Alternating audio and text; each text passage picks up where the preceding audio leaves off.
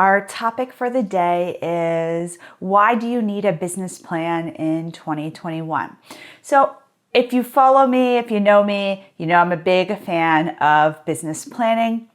I think it's really important to have some kind of plan in place for your private practice regarding goals, right? Just like we have treatment plans for our clients, we need to have business plans.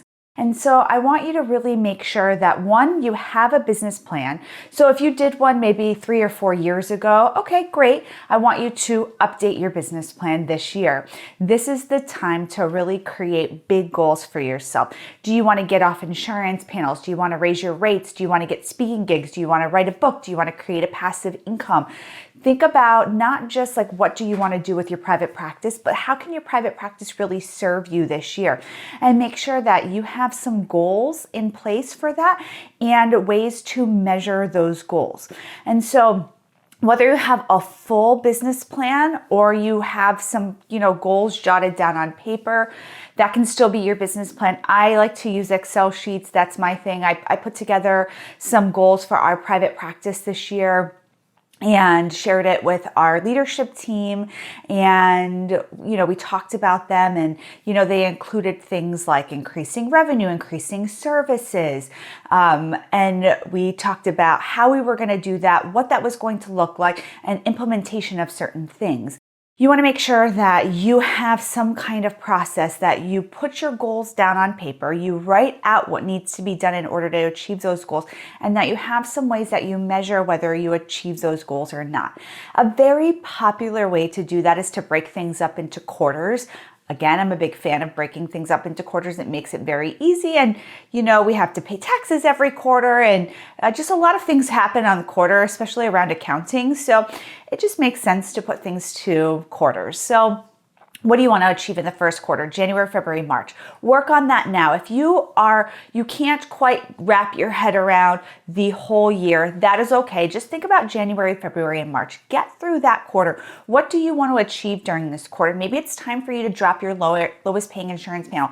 That was a big thing that we did. We started that last year, and we're going to continue that into 2021 because we realized it wasn't serving the business. It wasn't serving me. It wasn't serving my therapist. And so we did that. We made a little plan. We had to write letters. We had to, create a plan for that loss of income, even though it made sense for our business in the long run.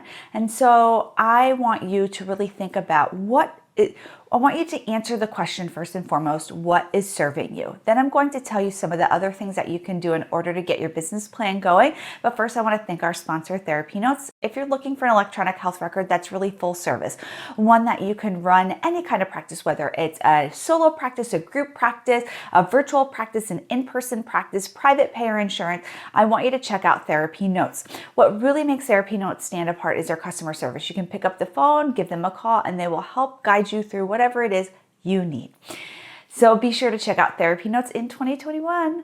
So going back to a business plan, if you're stuck on some goals, I want you to really go back to that SWOT analysis. Your strengths, weaknesses, opportunities, and threats. I want you to write those out so you know where your growth can be in your business.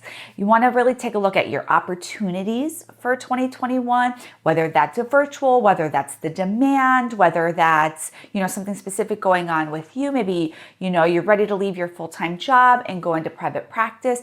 I really want you to think about creating your goals from there and then making sure that, yes, you're getting the resources that you need, you're putting the time to it. Some things do take time. I want you to make sure when you're setting your goals that you have the time to do the things that you say you're going to do. Some of them are like, okay, I'm going to get, speaking gigs. Do you have time in your schedule to create those relationships? Do you have time to actually go do those speaking gigs? So just want to make sure that when you're doing these goals that you are prepared to be as successful as possible in 2021. And we're here most days answering your questions for you to have a smart practice in 2021. Okay, everybody, I'll see you soon. Bye.